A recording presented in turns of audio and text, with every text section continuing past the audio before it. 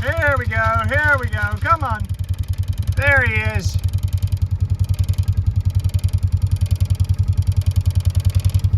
There's the big bull. Oh boy, here he comes. Whoops, I ran over a tree. Hey guys, it's Rhett from the 100 Acre Wood Highlands. Momentous is finally back in the right field. It seems like he was out of here for several weeks. The farm next door to us, mentioned they would see if they could get him in the corral if he happened to go up. But, this time of year, you don't have to go out and feed cubes every day. So there's plenty of green grass, and he wasn't coming around their corral. So I went looking today, and I drove the Ranger down our fence line, and he poked his head out of some trees. And I kind of lured him in, shaking that bag a little bit. And I literally just took down a section of the fence and coaxed him back through. So I'm going to go show you that fence here in just a little bit, because it's barbed wire fence. It's pretty old, and it's in a little poor condition now.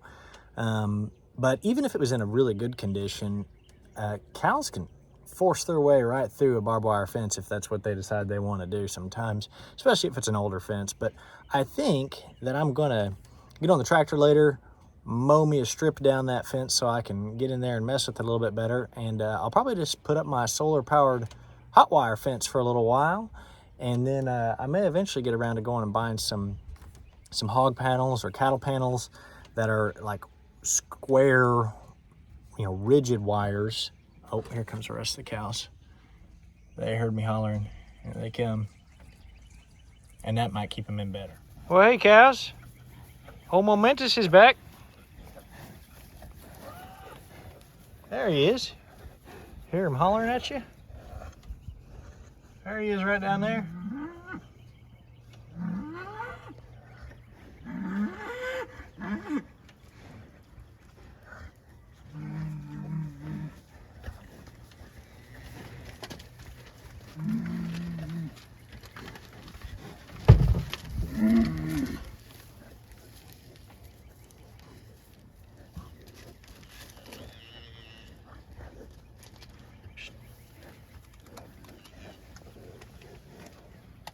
You're a little close there, Rosie.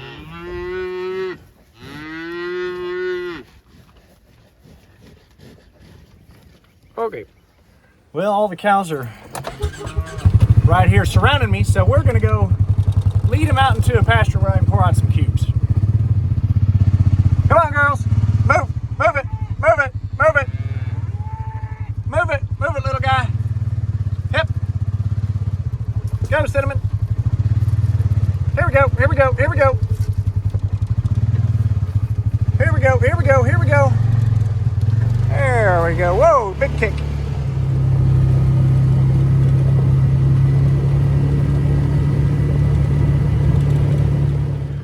Well, while all the cows make their way across the pond dam here, I will get some cubes out on the ground.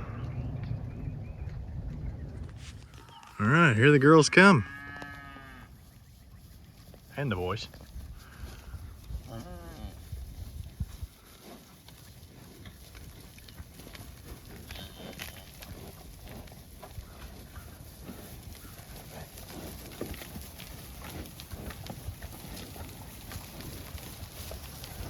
So this actually might be a really good time to have Momentous back in the field, because the other night I was out fishing in the pond with the kids, and some of the heifers were mounting each other and making a lot of noise and stuff. So I'm hoping that there's a couple that are in heat right now, and we'll get them bred. The two that it was were these two girls back here from Texas. And so if you guys remember, for a while I just went and picked them up a couple of months ago. And so they had been living in a place that just had their own calves there, so there was no other bull around. So they should be open. Hopefully they will be bred soon and have some calves coming here on the way. I need to get a few of my cows that were born last fall registered, because we're just about ready to sell a couple of these little bull calves. Unfortunately we didn't really have a lot of heifers last year, but we did have a couple of bull calves. One is probably at least going to be a steer, but the other two I think I'm going to keep as bull. That little black bull was one of our AI calves. That was Pepper's calf. And then the one next to him was Moose's calf. Moose is our black cow over there. And when that calf was born, he wasn't near as dark and has just gotten slightly darker and darker over time. Then this one here is Emporia's calf, and that darker red one is Bernadette's calf. That was the only heifer of the Highland that we had born last year. And we got some of those Highland Hereford crosses that were heifers. They sure are cute and seem to be growing pretty well. I kind of like them. I haven't really figured out what we're going to do with those yet, though. I don't know if we're going to keep them and use them maybe for embryos or something like that, or if we'll sell them. I guess I got a little while to figure that out. You know what I just noticed, though? Where the heck is Momentous? He was right there with all of them. There he is. He's over there. I didn't notice him. He had his head down eating some cubes and snuck by me. Hey there, you little Hereford. Hey there, you little Hereford. What are you doing?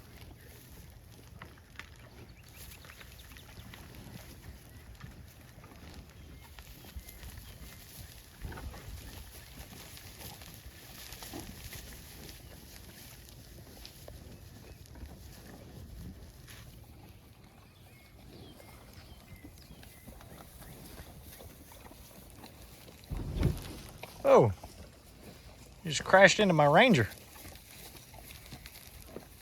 So last year, there was a pretty significant drought that we had that caused us to not be able to bale our pastures, because by the time it was ready to be baled, we were afraid that if we cut the grass at that point, we would have to cut it so low and it was so hot and dry that what was remaining would just fry and be dead, and there wouldn't be enough to graze on for the rest of the summer and the fall, and so I'd have to start feeding earlier. This year, we've had pretty darn good and consistent rain, and the hope is that we're going to be able to bale some of these fields for our hay needs, and we'll probably also still have to buy quite a bit of it because we just don't have enough hay fields to produce all the hay that we need. But one of my goals this year on buying hay is I want to try to buy more than I calculate is necessary and have some carryover. We'll kind of tuck it away underneath the shed of the barn there. That way it stays dry. We might look into getting some hay tarps or something like that for the ones that don't fit into there. But that would give us some extra for the following year. That way, if we do end up having a drought again, we will have some extra carryover. Now, it'll lose some of its quality over time, I'm sure, but it'd be better than not being able to find any or paying, $100 to $125 a bale for it. So recently, I saw on Facebook an article that somebody was killed by a Highland, and I'm not sure if it was a bull or cow, but it's just it was a really good reminder that any kind of cow, especially a cow with horns, can be extremely dangerous. And we always kind of carry paddles and different things around to kind of shoo them away, and even though some of these cows can be incredibly gentle, they can be halter broke, you can, Emporia and Bernadette and some of those, I can come right up to them, scratch them and pet them. Just freak accidents can happen in an instant. And so I think if you're going to raise these cows, it's just something that you got to be aware of, whether it's this kind of cow or any other cow. It's, they're not puppy dogs. And just, if you're interested in this kind of cow, be super careful. I try to stay, I'm on top of the Ranger right now because with these cubes out on the ground, they come rushing in, they push each other, they hit each other with the horns, they're kind of jockeying for position to get as many cubes as possible. And it's just dangerous, especially at feeding time. Just now when I was trying to get Momentous in, I kind of went to try to shoo him away from a little area, and he kind of swung his head at me, and I was several feet away, and I, wasn't backed into a corner or anything, but it could be incredibly dangerous.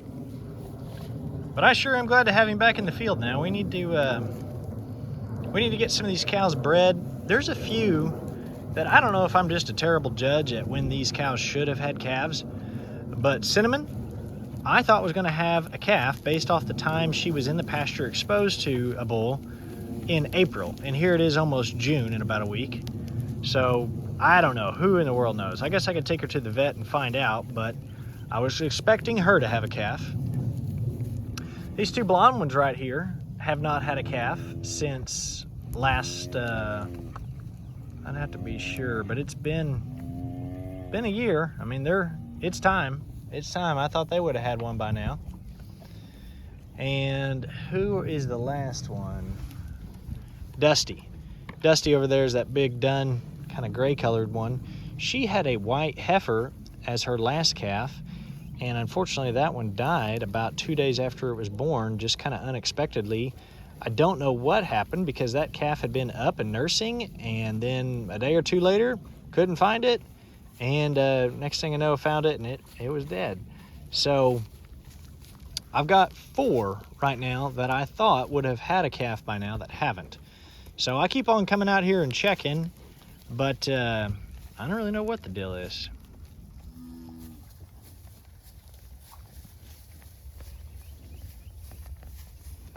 There's our steer we've been keeping for ourselves. He's getting quite a bit bigger. Still got a little bit of ways to go, but he's growing nicely.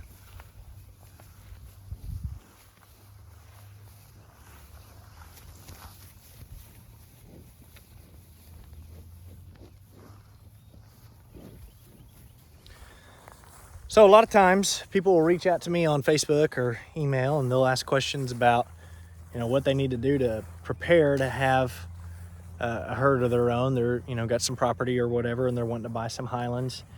And, I don't always practice what I preach, obviously, but I think one of the most important things would be to have good fences, especially if you share a property or a property line with another farm. Now that fence out there where that fence over there where Momentous got out is the only fence line that we share with another farm. There's houses to one side, and there's a street to 2 other sides, and no animals at those.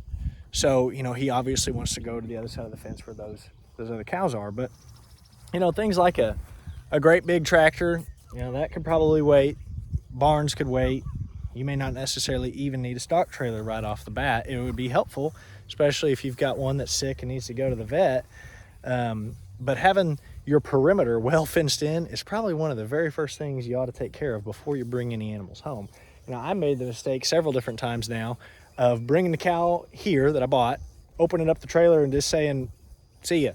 And they take off and explore the whole place. And it seems like I may not see them again for a day or two while they are exploring their new domain.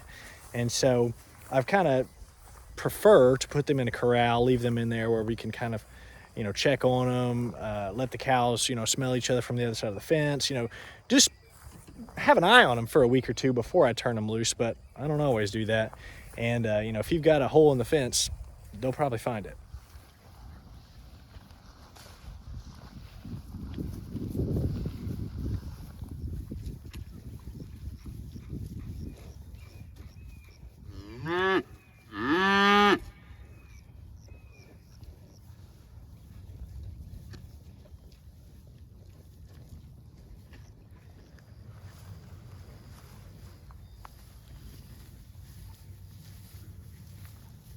So this is the culprit of the sloppy fence that keeps on letting the bull out.